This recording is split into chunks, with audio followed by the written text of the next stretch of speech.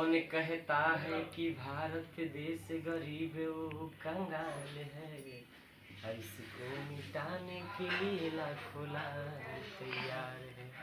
सत्य कहता हूँ गांधी जी थे बनिया, इंग्लैंड को हरा दिया एक भारत का बनिया। आरे जब जब दिशावा आपरले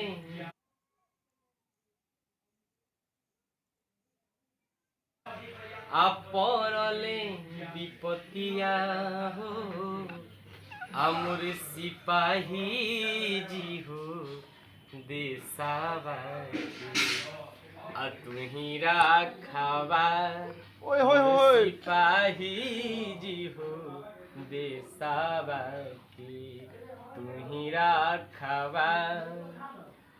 धरती बचनिया मांगी तोहरो जवनिया हो, अमर सिपाही जी हो चुमिल मोटिया लीला।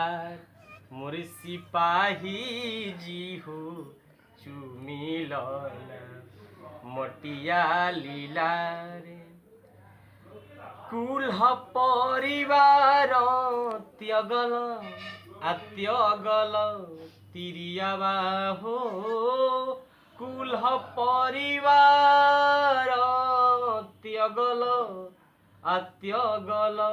तिरियावा हो, आमुरे सिपाही जी हो चुमिलना मटिया लीलार।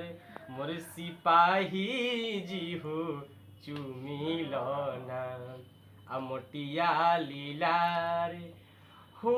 धरती बचनिया धरती बचनिया धरती बचनिया मांगे, आरे तोहरो जवनिया तोहरो जवनिया मांगे, हमर सिपाही जी हो चुमिलना मटिया लीलार।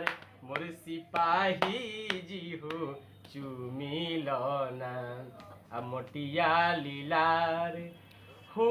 जब जब दिशावा परले विपतिया हो, मोर सिपाही जी हो चुमिलना मटिया लीलार। मोर सिपाही जी हो चुमिलना मटिया लीलार। मोर सिपाही जी हो चुमिलना मटिया लीलार।